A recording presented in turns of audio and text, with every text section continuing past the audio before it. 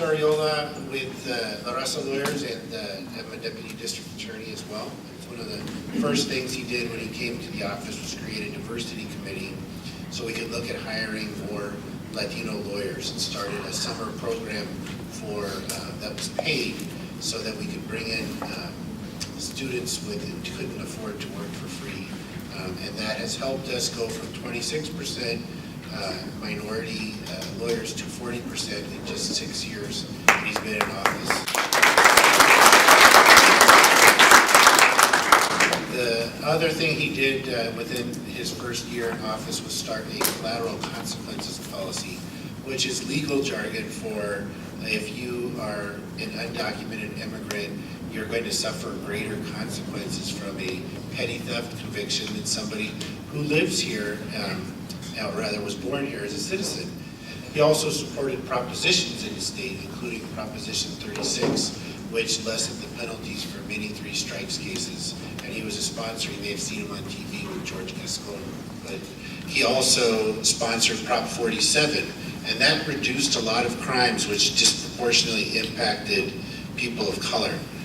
So if the possession of cocaine was a felony, and possession of methamphetamine could be a misdemeanor. And lastly, he not only believes in prosecuting those who hurt others in our community, but he believes in crime prevention. And we've gone from 1.5 deputies in our community prosecution and truancy abatement unit to starting next year that we'll have 6 full-time deputies working on crime prevention, including an investigator at the DA's office. And we're really making a difference by working with the police department and community members to prevent crime and keep kids out of the system before they get too deep in where they can't come back. So the mission of the District Attorney's Office is to vigorously pursue justice in a way that's fair and treats everyone equally and with respect. And I very strongly believe in this mission. For me, this comes, we read in the Bible, justice, justice shall you pursue. And it says the word justice twice. Why is that? Well, one interpretation is that there's a lot of different facets of justice. There's justice as the result, but there's also justice as the process.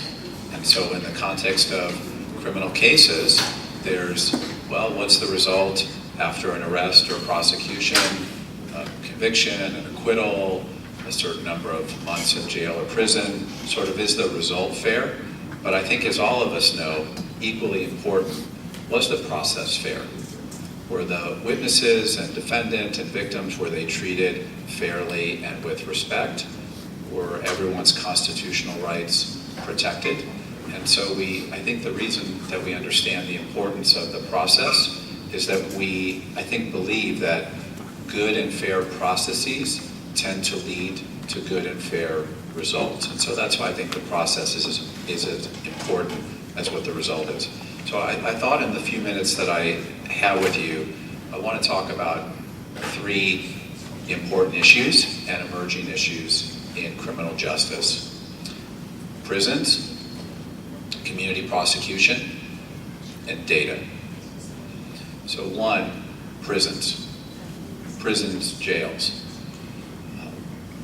Last summer, I took a trip to Germany with a lot of other folks from prosecutors, governors, prison directors, and we looked at prisons in Germany.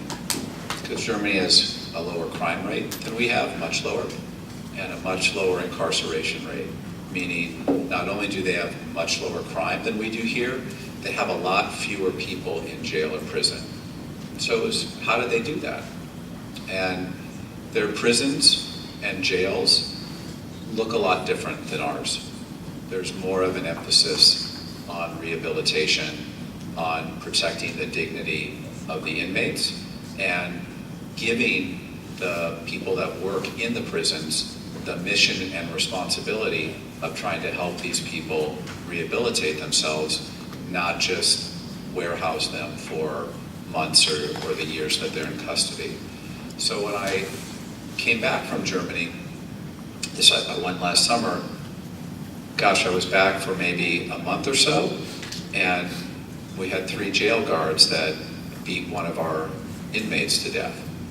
And I say one of our inmates because this was a member of our community. It was someone's son, someone's friend, someone's brother. And it was a mentally ill man that was beat to death by the jail guards. And so from that experience and from what I saw in Germany and what I saw happening in our own jails, we started to do things a little bit differently in terms of our office, the DA's office. So one thing is all of the prosecutors in our office, and there are a lot of prosecutors in our office, there are 190, all of them have taken a tour of the jail. Now, some of us have been to the jail to interview witnesses, but we had to take a tour of all the different facilities of the main jail to see what the place looks like that we are sending inmates to. And I can't control what different prosecutors think of what the jail looks like, but I think that what all the prosecutors understand is, gosh, if the DA is asking us to go and look at the conditions in the jail, well, this is something that the DA is thinking about. And I'll tell you what I thought of what the conditions at the main jail looked like. Not good. Really bad. Not befitting Santa Clara County. Not the way we ought to be treating people. And the county's in the process of remodeling the jail, and that's important. It's important for the jail to not have the ceilings and urine-stained floors and toilets that don't work. But I think even more important than the facility is what's the mission of the correctional officers that are working in that jail. And I think one of the conversations that we're having with the Board of Supervisors is, maybe we need probation officers in the jail. Someone whose mission is to help the inmates get back on track, and not just someone whose mission is to make sure that the inmates aren't hurting each other. And that's important, that's necessary, but we need to go farther than that. I think that the reason I think that what happens in jails and prisons is so important is that, number one, it's a reflection of who we are. So if you want to know about American society and the level of our civilization, don't go to Beverly Hills, don't go to Los Altos, don't go to the rich areas. See what the jails and the prisons look like. And that gives you an idea of the level of that civilization. And I think that we have a lot of good work to do to make our jails and prisons better places. So number one, I think it's just a matter of our own humanity, that the jails and prisons should be better. Number two, there is a connection between what happens in jail and prison and what happens on the street. And those of us who are parents know that you can't just discipline your children over and over again and expect that they're going to grow up and be nice people. You can't just, you're grounded, taking this away, taking that away. You have to offer them something positive. And it's the same with our prisoners and inmates. So giving them better conditions in jail or prison, the reason I think that that's important is because I think it leads to less crime when they get out of prison. And less crime when they get out of prison is what everybody wants. It's better for those inmates and their families. It's better for people in those neighborhoods that those inmates go back to who aren't going to be further victimized. So I didn't think when I was elected DA that I was going to be passionate about prison reform, but I am, because I think it helps to reduce crime, and it's also the right thing to do. Secondly, community prosecutors. As Chris mentioned, we're very fortunate to have a Board of Supervisors that supports our having prosecutors that are serving in the community. And we have 6 now, and they have different responsibilities. Some focus on truancy, some focus on gang abatement, some focus on youth crime. They're assigned in different parts of the county. But the reason that this is so important is we're very interested in the DA's office in filing fewer cases. Right? I don't get a medal if we file more cases. It's not like, oh, look how great we're doing. We filed 50,000 criminal cases this year. No. When I took office, we We're filing 44,000 criminal cases a year. Now we're filing about 40,000 criminal cases a year. I think that's great. I think it'd be great if we filed 35,000 next year, 30,000. Less is better. I'm not worried that I'm going to be out of a job. Like we're going to work towards heaven on earth, but I don't know that we're going to accomplish that, at least in our lifetimes. So we're very interested in working with young people. Overfeld High School is an area where we've been involved to try to keep kids from getting arrested in the first place. And the police department and the probation department have been very helpful in that effort. So that's one area of focus we have in trying to help neighborhoods and communities where there's a lot of crime, have them help themselves. Josue Fuentes is here. He just walked in. Josue, can you stand up?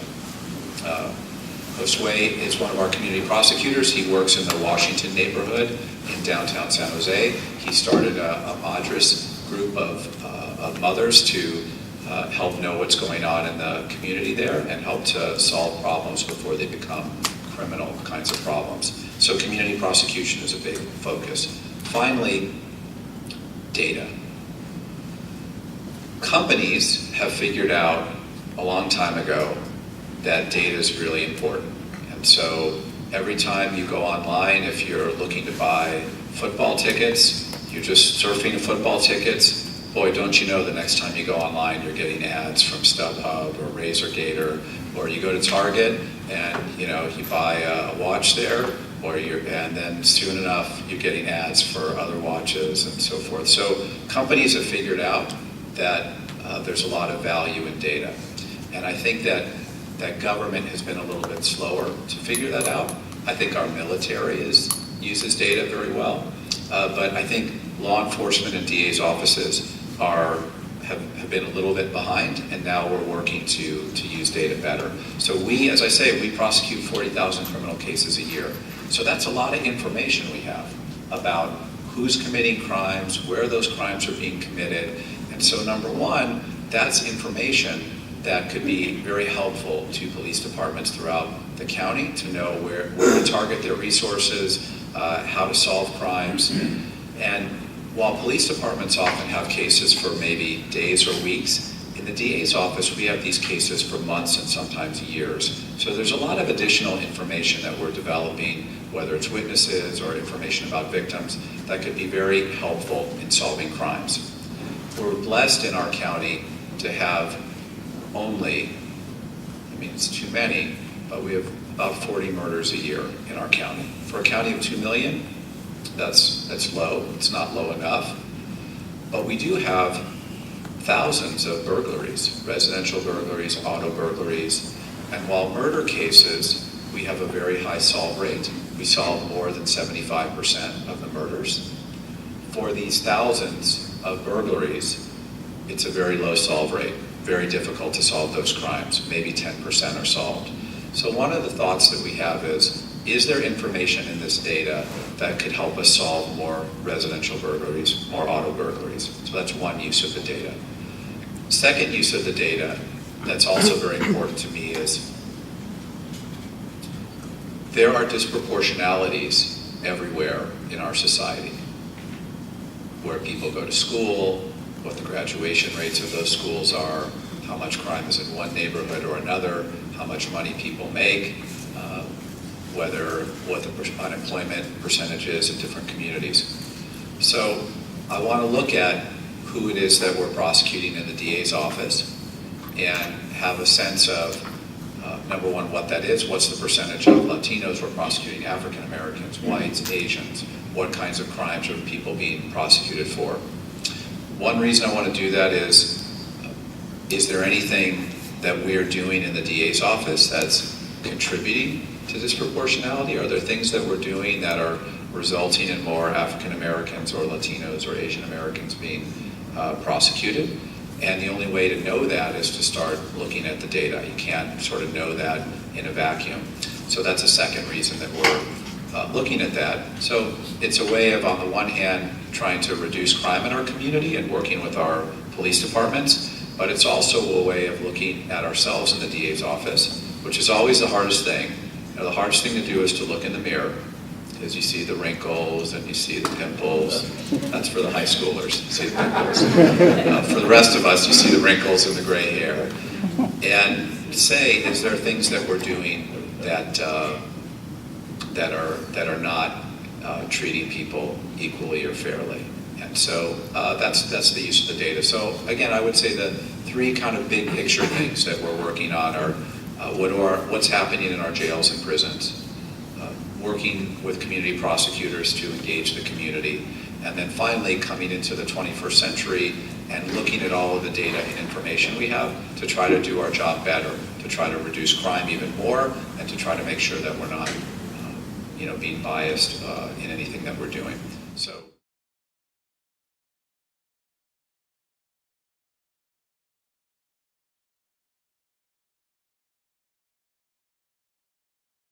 I'm probably not the best person to ask what's in the mind of Republicans, but maybe Bob Nunez. Where's Bob? Maybe Bob can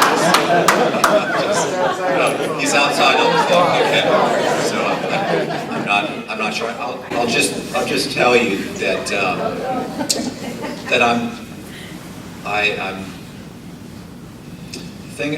we all understand this. One of the reasons that the murder rate is much lower in Germany and other Western countries is there's not millions of guns floating around. So it's not that Germans or Norwegians or Scandinavians don't get angry at each other. They do. It's just once they're angry at each other, it's fists or bottles or maybe knives, and it's not guns. And so that's certainly one reason that our murder rate is higher than it is in other countries. In terms of tracking homelessness, we've gathered the data.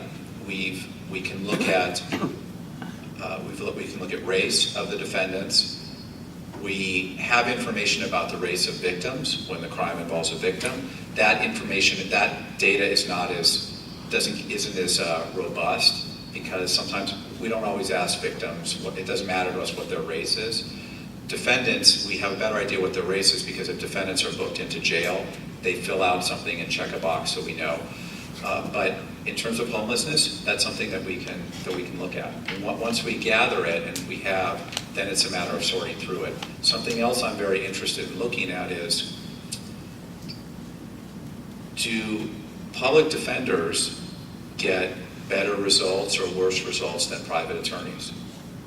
In other words, are people that are wealthy enough to hire a private attorney, are they getting better results than people that hire a public defender? Now, I know there's certainly, we kind of have a sense, I'm sure rich people are getting better results than people that are poor.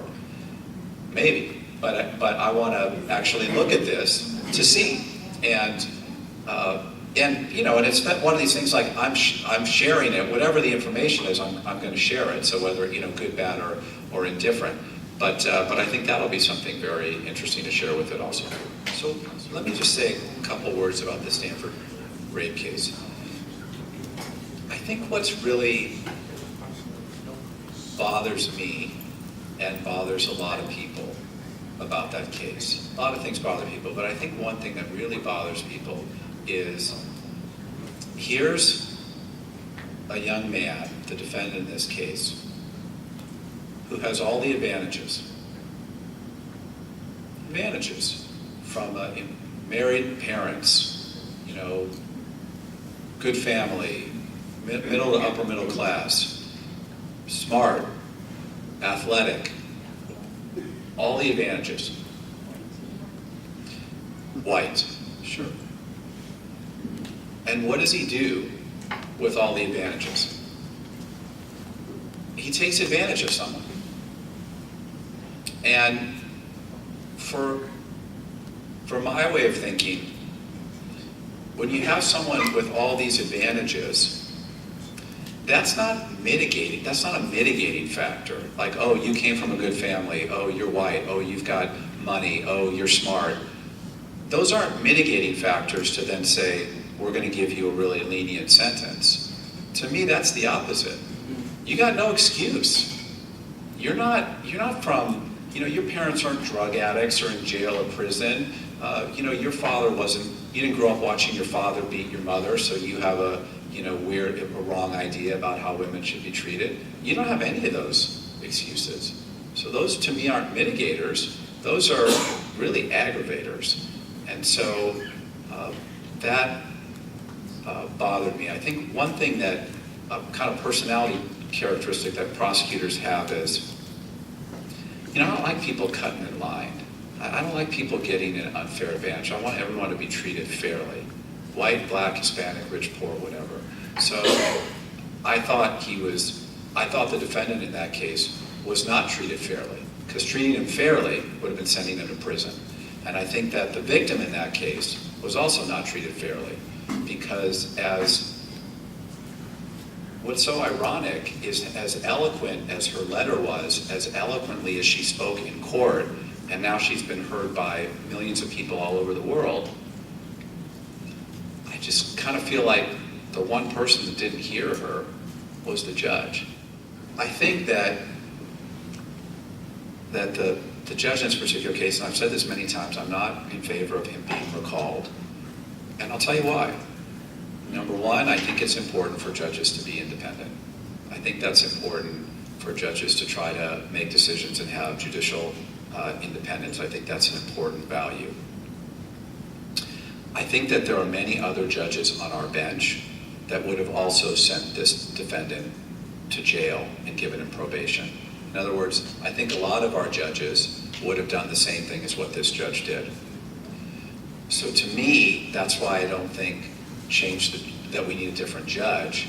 I think we need a different law so that the judges will understand that our community thinks it's very serious when an unconscious woman is sexually assaulted, and that we don't make a distinction, we don't make a hierarchy between, oh, well, she was conscious when she's sexually assaulted, so we're going to send that defendant to prison. But if the defendant just gets her drunk or goes to a party and looks to see who's drinking the most and kind of preys on that woman and then assaults her when she's unconscious, we're going to treat him more leniently. I think they're both awful and disgusting crimes, and they're both prison. So the legislation that I proposed is basically to make the punishment the same. So whether you rape or sexually assault a conscious person or an unconscious person, it's the same penalty. And so judges would still have discretion, but it would be how many years in prison. It would be 3 years, 6 years, or 8 years in prison. So there would still be an opportunity for judges to exercise discretion, but judges would know that the community understands these are very serious crimes. So thank you.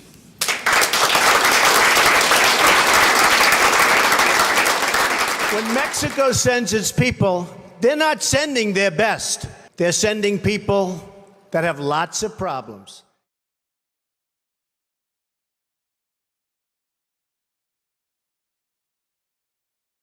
They're bringing drugs.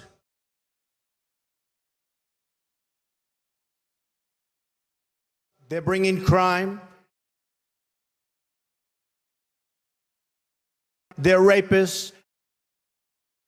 And some, I assume, are good people.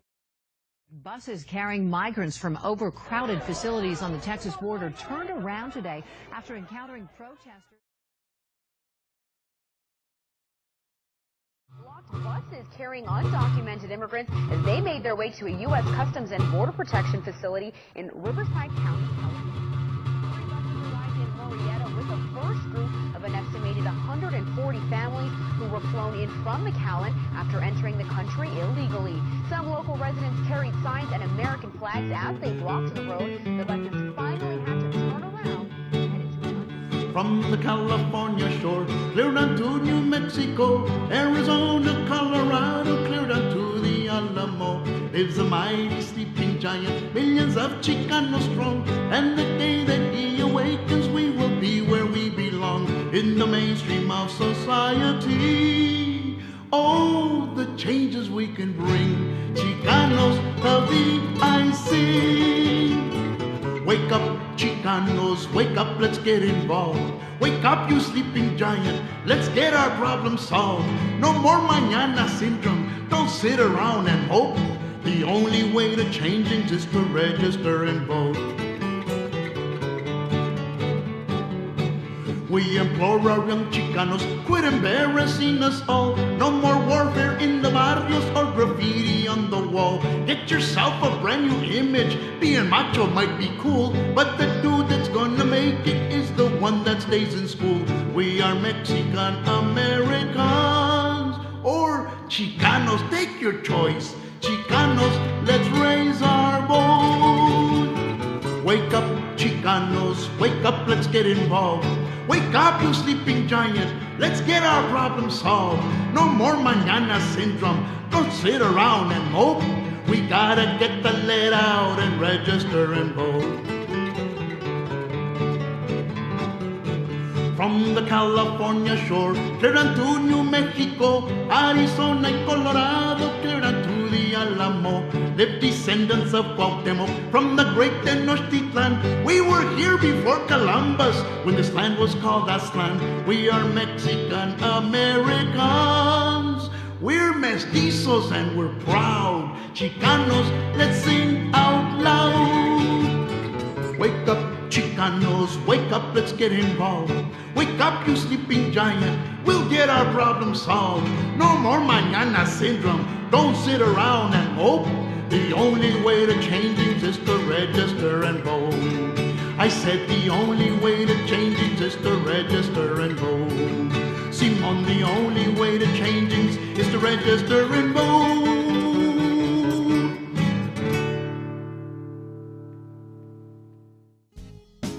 Volando con la brisa.